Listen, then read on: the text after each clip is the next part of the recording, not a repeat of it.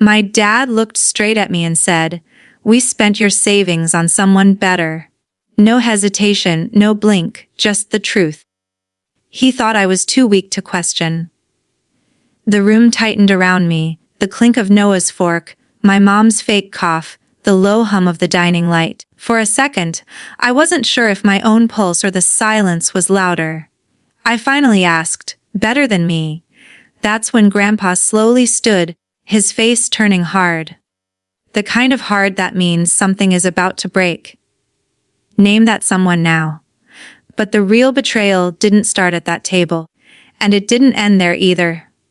My name is Ava, and for most of my life, I thought staying quiet made things easier. I grew up in a house where silence kept the peace and noise invited trouble.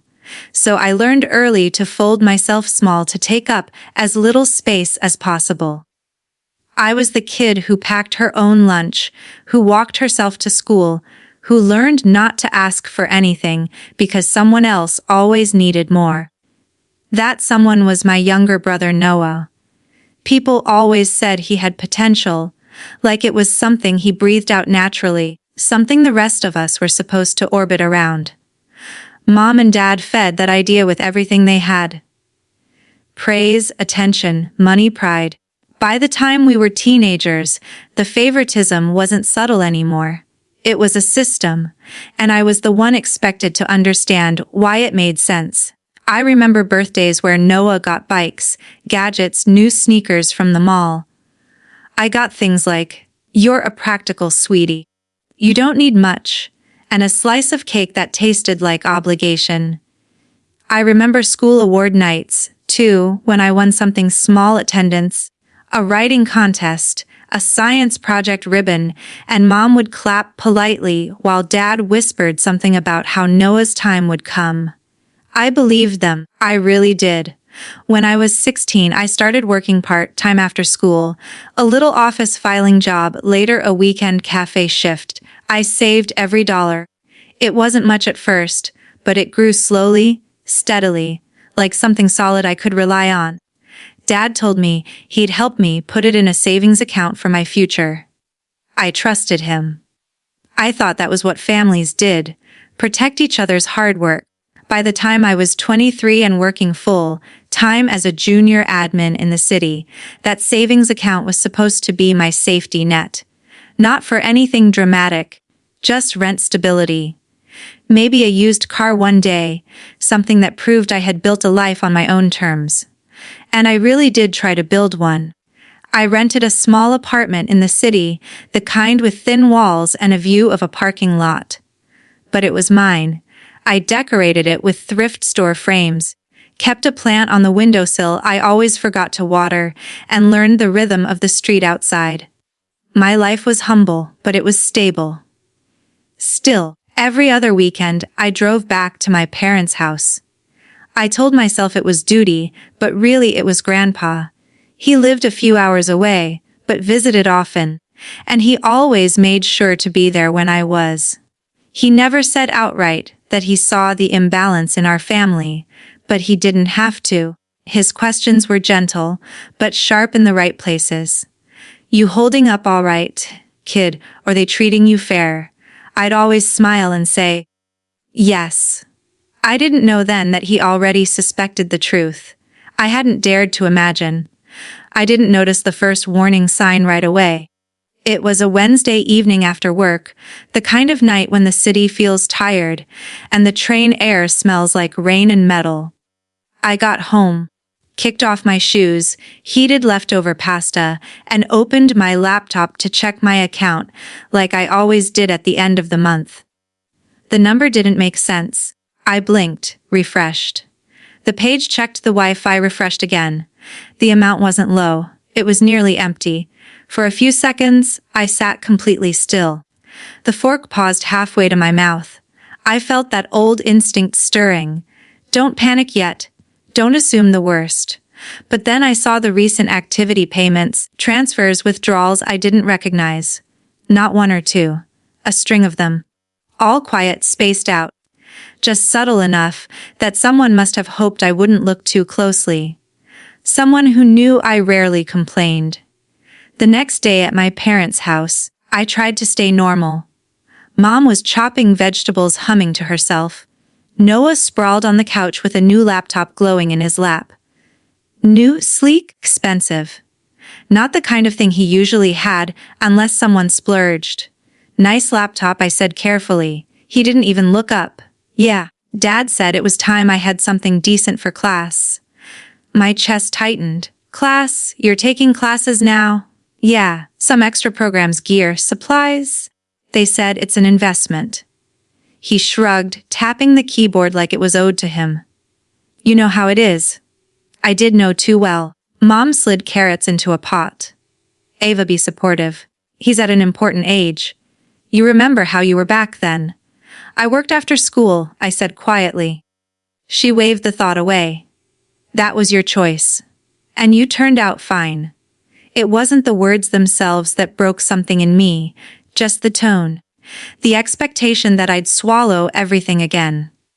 Later that evening, when Mom went upstairs and Noah disappeared to play games, Dad walked into the kitchen. He opened a drawer, rummaged for something, then shut it with a careless thud. I watched him searching his face for something familiar. Dad, I said, can we talk about my savings account? He didn't flinch. What about it? There's money missing. A lot of it. Still no blink. We used it. My breath caught. Used it for what? For your brother, he said matter of fact. He needs chances. Opportunities, things you didn't. I stared at him. I didn't need opportunities. You're already working, he replied. You're stable. You're fine. Noah's future needs more support. The way he said it, cold, logical, like he was explaining weather patterns, made something deep inside me shift. My whole life, I'd stretched myself thin to avoid being a burden. And here he was telling me that made me less deserving. I don't remember what I said next. Maybe nothing. Silence was the only armor I had left. But later that night, while they all slept, I checked the drawer Dad had opened earlier. Inside, under a stack of old takeout menus, was a folder with my name on it. Inside were forms, paperwork, preparing to open a small loan under my identity. My hand shook, but not from fear anymore. Something sharper had taken its place. This wasn't an accident. This was a plan. And it was the moment I stopped being afraid. I barely slept that night. I lay awake in my small apartment, listening to the heater click on and off, replaying every moment in my mind. The empty account, Noah's new laptop, Dad's calm confession, the paperwork hidden in that drawer with my name printed across the top. By morning, something inside me felt different. The fear was still there, but it had changed shape. It wasn't paralyzing anymore. It was sharp, focused. I drove to work as if on autopilot, the city passing in muted colors while my thoughts stitched themselves into a plan. During lunch, I met my friend Lily at the cafe near the office. She took one look at me and frowned. You look like you haven't blinked in 12 hours. I told her everything quietly, carefully, the way someone unwraps an old wound. Her eyes widened. Ava, that's not just messed up. That's illegal. I know, I whispered, but they think I won't do anything. Are they right? I didn't answer. I didn't have to. The silence told both of us the truth. Not anymore. When work ended, I drove to Grandpa's house. He lived in a quiet neighborhood on the edge of the city, the kind with tall trees and front porches that creaked in the wind. He opened the door before I could even knock fully, his eyes narrowing at the look on my face. What happened? We sat in his living room, the smell of old books and pine filling the air. I laid everything out, the missing savings, Dad's words, the loan paperwork. He listened without interrupting, his jaw tightening more with each detail. Finally, he exhaled. I knew they favored Noah, but this, he shook his head. This is taking advantage of you, Ava. They're counting on you staying quiet like you always have. I can't let this go. No, he agreed. You can't. We spent the next hour going through the statements I'd printed, the payments. I didn't make the dates, the withdrawals. Grandpa moves slower than he used to, but his mind was still sharp. You need to document everything. Every transfer, every missing dollar. Keep copies somewhere safe. I already started, I said. He gave a small, proud nod. Good. As I packed the papers, he touched my arm. A family that loves you doesn't use you as a resource. They don't drain you dry and tell you to smile. You don't deserve this. The words hit harder than I expected. I had spent my whole life trying not to be a burden. I never imagined my parents would turn me into a source. When I drove home that night, the city lights looked different. Less like stars, more like signals. I sat at my kitchen table, spread out the statements, the payments, the bills, the folder with my name. Then I organized everything into a clean, quiet pile, not for confrontation yet. For the moment Dad would least expect, and I knew exactly when that moment would be. My parents liked to host family dinners whenever Grandpa visited. They said it made the house feel warm, but it always felt staged, like they were performing a version of family we didn't actually live in. When Grandpa called to say he'd be in town that weekend, Mom immediately planned one. She asked me to come early. I didn't. I arrived exactly on time. A folder tucked inside my bag, my heartbeat steady in a way it hadn't been in weeks. The moment I stepped into the living room, I knew something was off. Mom moved around too quickly, touching napkins, adjusting plates that didn't need adjusting. Noah was sulking in a corner, scrolling on his phone like he was trying to disappear into it. Dad, calm as always, stood near the kitchen doorway, hands in his pockets, expression unreadable.